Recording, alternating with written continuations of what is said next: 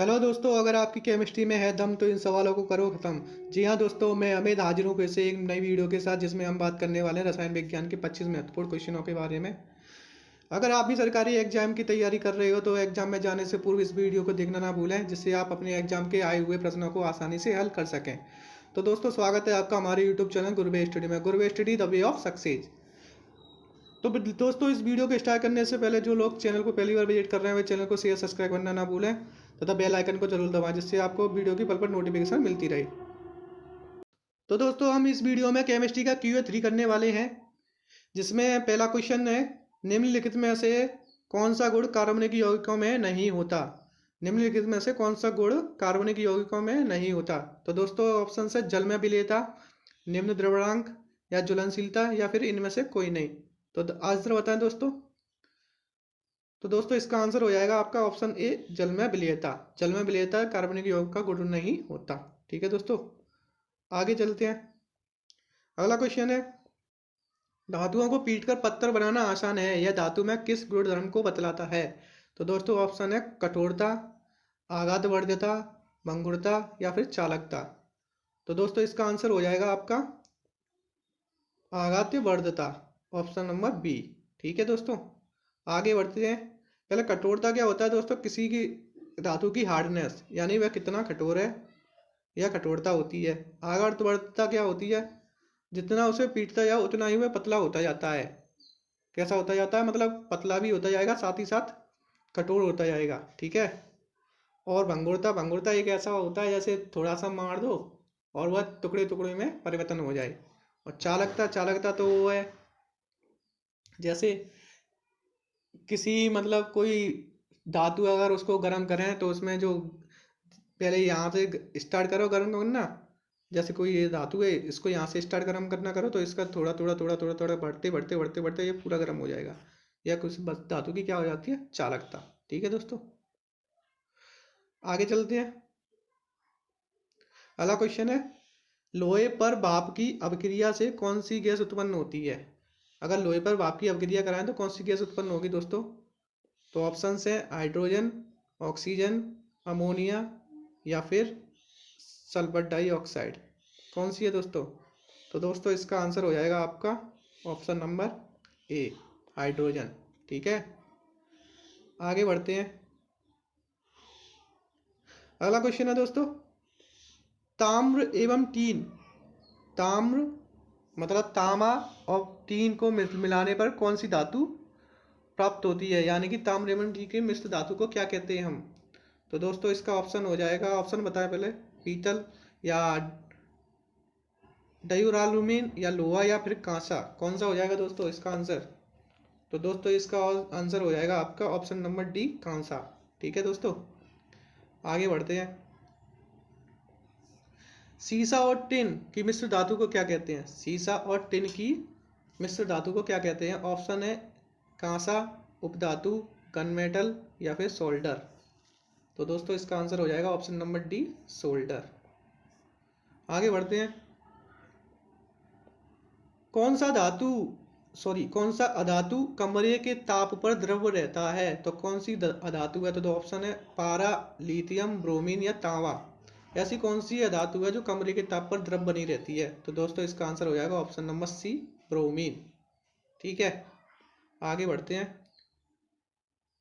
Carbon का कौन सा अपर रूप अधिक कठोर होता है। ऑप्शन है ग्रेफाइट, हीरा, कोयला, या फिर जिप्सम। कार्बन का कौन सा अपर रूप सबसे अधिक कठोर होता है। तो ऑप्शन है ग्रेफाइट, हीरा, कोयला, या जिप्सम। तो दोस्तों, आंसर बताएं। तो दोस्तों, इसका आंसर हो जाएगा ऑप्शन नंबर बी, डायमंड यानी हीरा। ठीक है दोस्तों, चलिए आगे चलते हैं। तो अगला क्वेश्चन क्या कह रहा है। अगला क्वेश्चन कह रहा है, अगर किसी मिश्र धातु में एक धातु पारद है तो इसे क्या कहते हैं। अगर किसी मिश्र धातु में एक धातु पारद है तो इसे क्या कहते हैं। पारद मिश्र धातु, आयरन मिश्र धातु, अमलगम, या फिर जिंक मिश्र धातु। तो दोस्तों, इसका आंसर हो जाएगा ऑप्शन नंबर सी, अमलगम। ठीक है दोस्तों, आगे बढ़ते हैं। कॉपर को वायु में जलाने पर कौन सा यौगिक बनता है। कॉपर को वायु में जलाने पर कौन सा यौगिक बनता है? तो ऑप्शन से copper hydroxide, copper hydride, copper oxide या कॉपर पाइराइड। तो दोस्तों इसका आंसर हो जाएगा आपका कॉपर ऑक्साइड। ठीक है दोस्तों, अगर वायु में जलाएंगे तो कॉपर ऑक्साइड बनेगा। तो दोस्तों अगला क्वेश्चन है, सिलिका है, सिलिका क्या है? उपधातु है, धातु है, अधातु है या फिर मिश्र धातु है? बताएं दोस्तों क्या है सिलिका? क्या है? उपधातु, धातु या मिश्र धातु?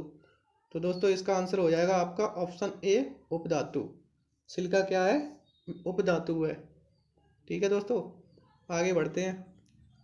अगला क्वेश्चन है, इनमें से कौन सी धातु द्रव अवस्था में पाई जाती है? इनमें से कौन सी धातु द्रव अवस्था में पाई जाती है? तो ऑप्शन है लोहा, मरकरी, चांदी या ब्रोमीन। तो दोस्तों इसका आंसर बताएं। तो इसका आंसर हो जाएगा दोस्तों option mercury, B, option B mercury, यानी इसको बोलते हैं हम Hg, यानी पारा। ठीक है दोस्तों, और अगर पूछा जाए कि कौन सी धातु है जो द्रव अवस्था में पाई जाती है, तो उसे बोलेंगे हम ब्रोमीन। ठीक है दोस्तों, आगे बढ़ते हैं।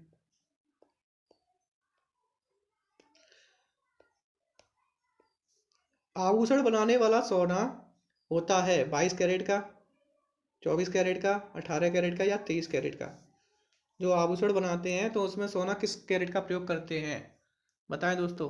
तो दोस्तों इसका आंसर हो जाएगा ऑप्शन ए, 22 कैरेट। ठीक है दोस्तों, चलिए आगे चलते हैं। और अगला क्वेश्चन कह रहा है, मैग्नीज के दहन से जो उत्पादक बनते हैं वह अम्लीय है, उदासीन है या क्षारीय है या फिर प्रबल है? बताइए, प्रबल, अम्लीय है। तो दोस्तों इसका आंसर हो जाएगा आपका ऑप्शन नंबर सी, क्षारीय। तो मैग्नीशियम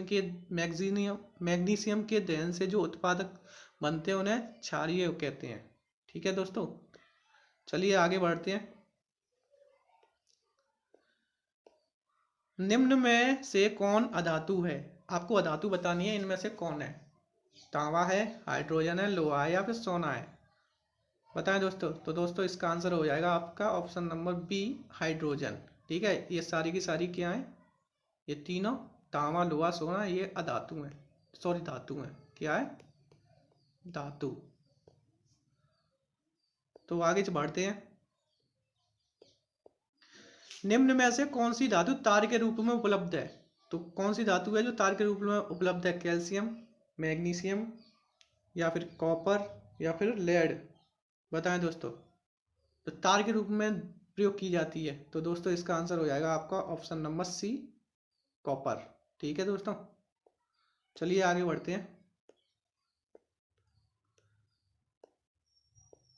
सोडियम, लिथियम, पोटेशियम और निकल में किस धातु को चाकू से काटा जा सकता है?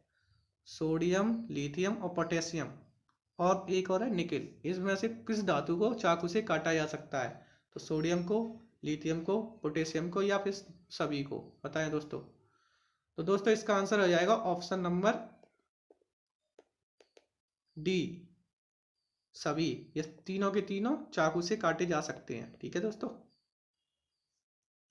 आगे बढ़ते हैं, अगला क्वेश्चन देखते हैं। अगला क्वेश्चन कह रहा है दोस्तों, निम्न में से किस धातु को केरोसिन तेल में डुबोकर रखा जाता है? तो कौन सी ऐसी धातु है जिसको केरोसिन तेल में डुबोकर रखा जाता है?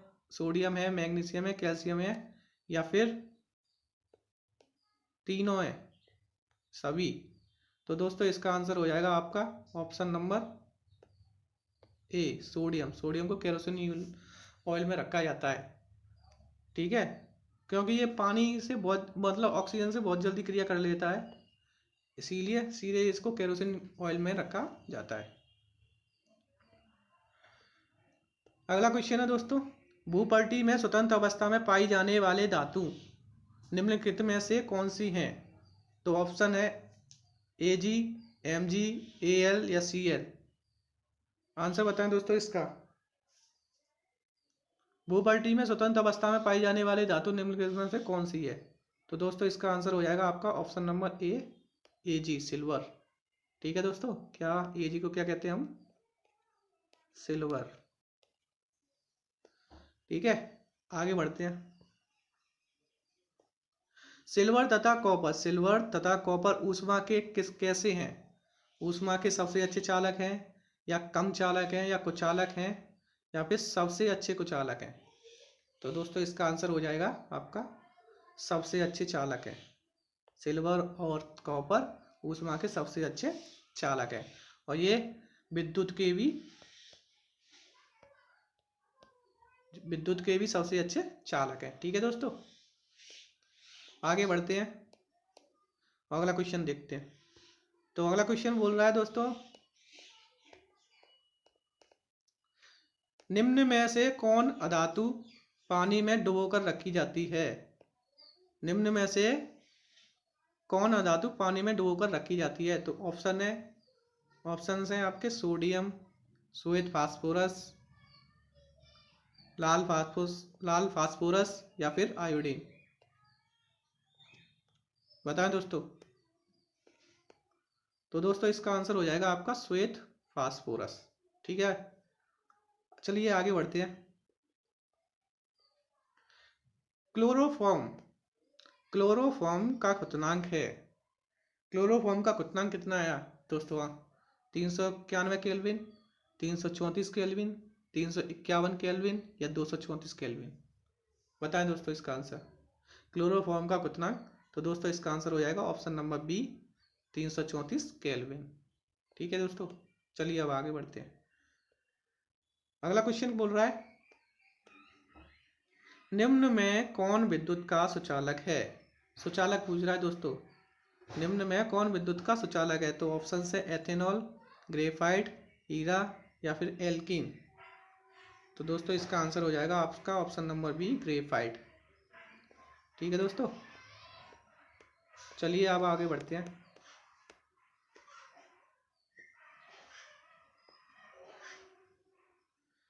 कार्बन क्या है दोस्तों? कार्बन क्या है? धातु है, या अधातु है?